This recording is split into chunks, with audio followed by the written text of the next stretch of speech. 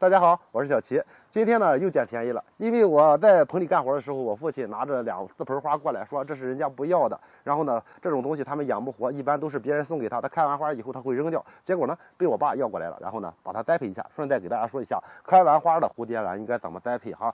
一般蝴蝶兰我们买到在家中养都是水栽栽培的，等它开完花以后，它的烂根会非常的多，而且后期还会出现烂叶的情况，在家中根本养不好。所以我们买到以后呢，如果开完花要做的是，先要去给它换盆。换盆的时候，我们只需要将这个外皮给它撕开，然后呢把里边的那个水苔全部去掉。水苔保水性能非常的强，在家中栽培通风不好必然烂根，因为我们没有大棚的环境，所以说直接将它撕开以后，一点水苔也不要保留，把它去干净，把根全部裸露出来。把根系裸露出来以后，我们要做的是给它修剪根，把干根烂根全部给它剪掉，烂根剪到没有那个腐烂的位置，然后呢直接去找点多菌磷，把它放到里边去浸泡上15分钟到20分钟的时间。浸泡好了以后呢，就需要去给它换盆了。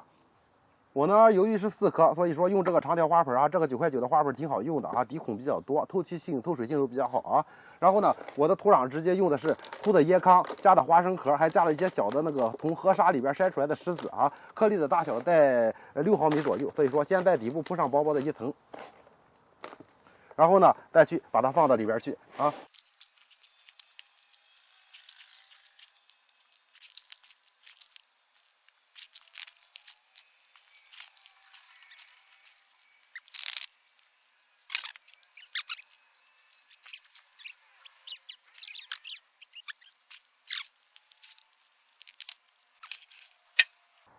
刚才给大家处理根系的时候，大家也看到了，大部分根都烂了哈，没有一点新根了。因为水苔在室内不适合栽培它，所以呢，我这次用的花生壳、椰糠大颗粒以及小的石子栽培。我用这个长条盆呢，并没有栽得太深，所以说这种盆比较好啊。栽种好了要给它浇水，我们用的那个多菌磷的水，直接这种的给它浇透就行了哈。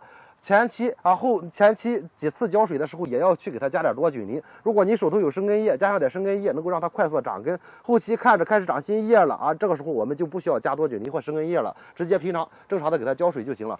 再去浇水的话，用点多元素的营养液，要用营养液比较温和，不容易伤根哈。